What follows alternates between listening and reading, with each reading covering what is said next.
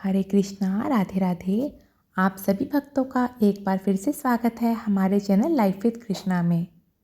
आज हम आपके साथ शेयर कर रहे हैं Vrindavan blog part 3 video. I hope आपने पहले के दोनों पार्ट देखे होंगे और अगर नहीं देखे तो ज़रूर देखिएगा।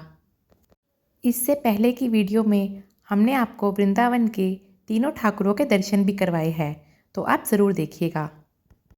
और अब हम आ गए हैं यमुना के घाट पर यमुना महारानी के दर्शन करने। यमुना महारानी के दर्शन करके मन आनंदित हो जाता है और यमुना के घाट पर आपको बहुत सारी गैया भी मिल जाएगी।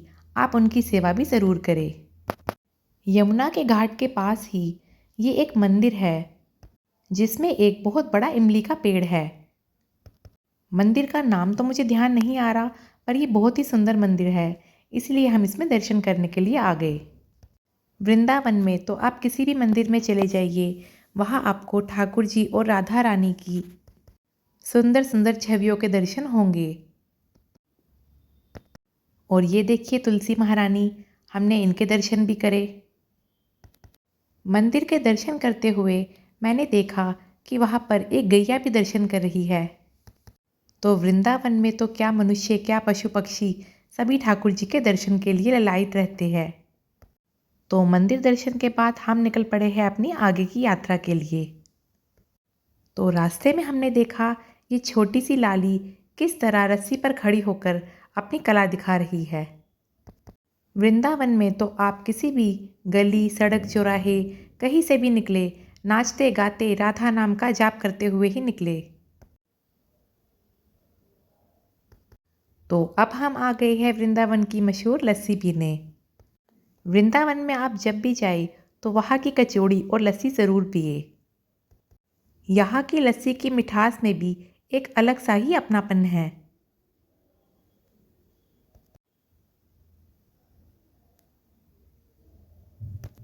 यहाँ आपको हर गली में भक्तों की भीड़ ही नज़र आएगी और सभी के मुख से राधे राधे का नाम ही सुनाई देगा। तो लस्सी पीने के बाद हम फाइनली आ गए हैं निधिवन में। निधिवन एक ऐसी जगह है जो भगवान श्री कृष्ण और उनकी गोपियों के प्रेम का प्रतीक है। कहते हैं आज भी यहाँ नित्य रास लीला होती है और इसमें कोई किंतु परंतु नहीं है। ये बिल्कुल सत्य है कि यहाँ पर जितने भी वृक्ष हैं वो रोज़ रात को गोपियों के रूप में परिवर्तित हो जाते हैं और जितनी गोपियाँ होती है उतने ही भगवान श्री कृष्ण आ जाते हैं। तो इसीलिए निधिवन की हर लता पता को आप प्रणाम ज़रूर करें। और आप ध्यान से देखेंगे तो ये वृक्ष नीचे से बिल्कुल सूखे हैं और ऊपर से एकदम हरे भरे। और ये तो हम सभी जानते हैं कि जिस किसी ने भी भगवान की रासलीला को देखने का प्रयास किया है वो इस संसार को छोड़ के चला गया है या फिर किसी को भी कुछ बताने लायक नहीं रहा। तो इसीलिए निधिवन में आइए और दर्शन करिए, परंतु ध्यान रखें किसी भी लता पता को कोई नुकसान ना पहुंचाए। तो निधिवन में ही थोड़ा सा आगे जाने पर स्वामी श्री हरिदास की समाधि आएगी। स्वामी श्री हरिदास को कौन नहीं जानता, जिन्होंने हमारे प्यारे बांके बिहारी जी को प्रकट किया था। तो वहाँ पे दर्शन करके आप अपनी आगे की यात्रा की ओर बढ़े।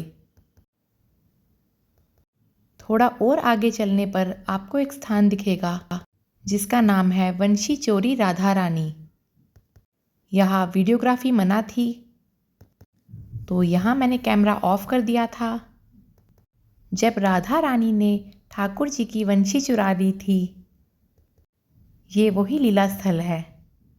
इसके बाद हम आगे बढ़ते चले और रंग महल में खूब नाचते गाते आगे बढ़े। कहते हैं ना, वृंदावन में जो हंसा उसी का घर बसा। इसलिए वृंदावन में राधा नाम लेते हुए अपनी यात्रा करते रहे और नाचते गाते मुस्कुराते हुए आगे बढ़े। निधिवन के दर्शन अगर आप पहली बार कर रहे हैं तो गाइड ज़रूर करें, क्योंकि वो हमें अच्छे से एक्सप्लेन करेंगे, हर लीला स्थल के बारे में बताते हैं। तो मैं तो निधिवन कई बार आ चुकी हूँ, इसीलिए मुझे गाइड की ज़रूरत नहीं थी। और अब वैसे भी बंदरों से बचाव के लिए निधिवन को पूरी तरीके से कवर कर दिया गया है। तो अब सभी भक्त आराम से निधिवन के दर्शन कर सकते हैं। तो निधिवन से निकलकर थोड़ा सा आगे चलकर ही आपको मिलेगा मीराबाई मंदिर। मीराबाई मंदिर मैंने भी पहली बार ही देखा है। कहते हैं वृंदावन में आकर मीराबाई मंदिर के दर्शन हमें ज़रूर करने चाहिए, क्योंकि यही वो स्थान है जहाँ मीराबाई ठाकुर जी के लिए भजन गाया करती थी। एक महलों की राजकुमारी ने ठाकुर जी के प्रेम में आकर उनके लिए जोगन का रूप धारण कर लिया। तो यहाँ हम लगा रहे हैं मंदिर की परिक्रमा। तो भक्तों, ठाकुर जी के प्रेम के वशीभूत जो एक बार हो जाए वो चाहकर भी उसे नहीं छोड़ सकता, क्योंकि कहते हैं ना, जिसके नैना एक बार ठाकुर जी से लड़ जाए फिर वो उन्हीं का हो जाता है। इसीलिए तो कहते हैं, सखीरी बांके बिहारी से हमारी लड़ गई अखिया, बचाई थी बहुत लेकिन ये पीछे पड़ गई अखिया, सखीरी बांके बिहारी से। तो भक्तों, बांके बिहारी से जिसकी आंखें एक बार लड़ जाए वो उन्हीं के हो जाते हैं। और जिसे ठाकुर जी से प्रेम हो जाता है वो बार बार वृंदावन आता है।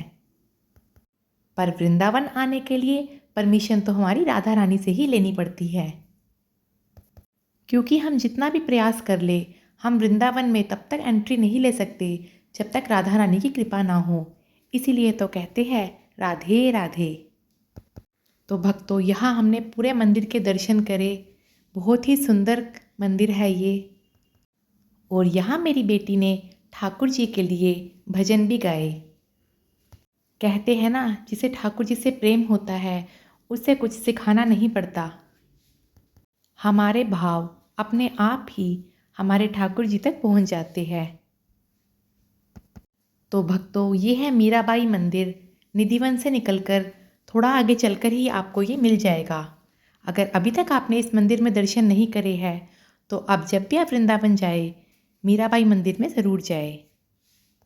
इस मंदिर में बिल्कुल भी भीड़ भाड़ नहीं होती, बहुत ही शांति और सुकून मिलेगा आपको।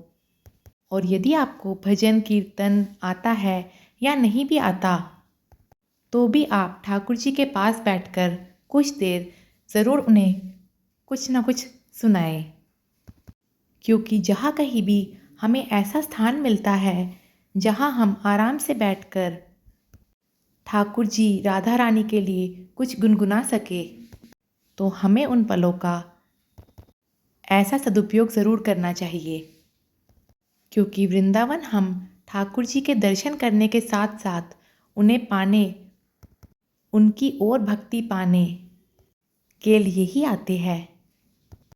तो जितना अधिक हो सके ठाकुर जी से प्रेम करिए, क्योंकि ठाकुर जी सिर्फ और सिर्फ प्रेम के वशीभूत होकर ही मिलते हैं। तो भक्तों, यही था आज का वीडियो।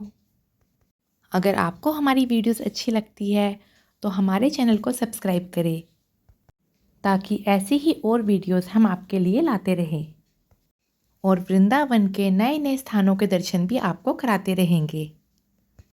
तो उम्मीद करती हूँ आपको ये वीडियो पसंद आया होगा।